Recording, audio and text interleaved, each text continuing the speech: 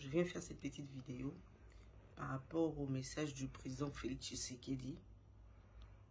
Ce qui est étonnant, c'est de voir qu'un président de la République pleurniche.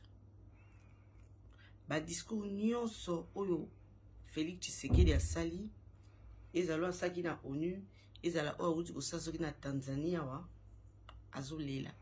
Les pays voisins qui sont venus nous agresser, n'habitez ceux qui sont en train de chercher secours ya batouana, to estime na bango, to baya kusunga biso.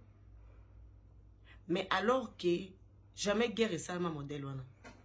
Tous un exemple à Ukraine na, comme on dit, na Russie.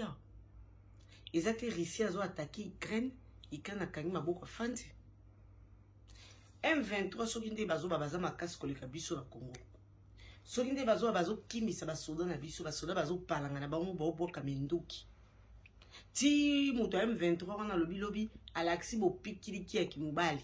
Ba lakisi ba M20 ba FARDC ba boki minduki ba kimi. Banda na bota mambali boso na mona guerre modèle ya Congo na Rwanda. Non na mona guerre modèle ote. Guerre moko bunda maka na Congo, mais na Rwanda bango tout ba kimia. Dans la Congo, quand on a balokota ba saki na bango bilamba na bango ale tout la moisi. Mais na Rwanda bandana giseni kende Kigali gitara matio ke no bima soki kuna na ba Uganda ba vandi kimia. Tozoka ke balingi ba botola Goma pas M23.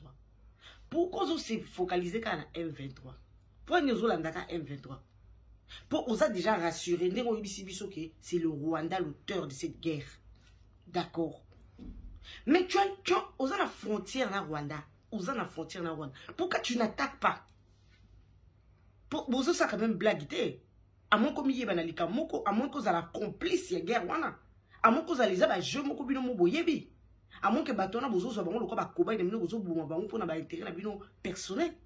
Mais si c'est réellement une guerre où tu connais la source, pourquoi partir de Gisenyi tu n'attaques pas? Ou l'Olanda, attaque par Olanda M23 ba arme ma casse ba pesa na MONUSCO. Mais le Rwanda mal à l'aise attaque le Rwanda. Tinda pe ba roquette ba missile la biso à partir Gomati Gisenyi wana. C'est quelques kilomètres y a mis que au Tindi ba roquette wana ke tina ba Kigali wana.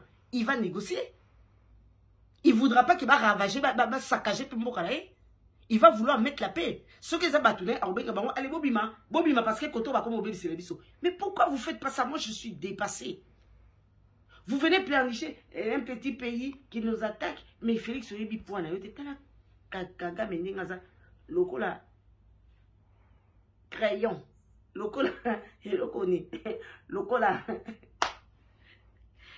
mbi, lokola mingangone, lokola mbinzo o mai. Papillon. Mais moutabon ozo lela. Tala ka Rwanda kasaboyi. Ce qu'on veut tinde la bango ba roquette tukuna. A tous en amidu que madame tous en route. Cessez le fait boxinga. Pour Goma, c'est tinde la Kigali.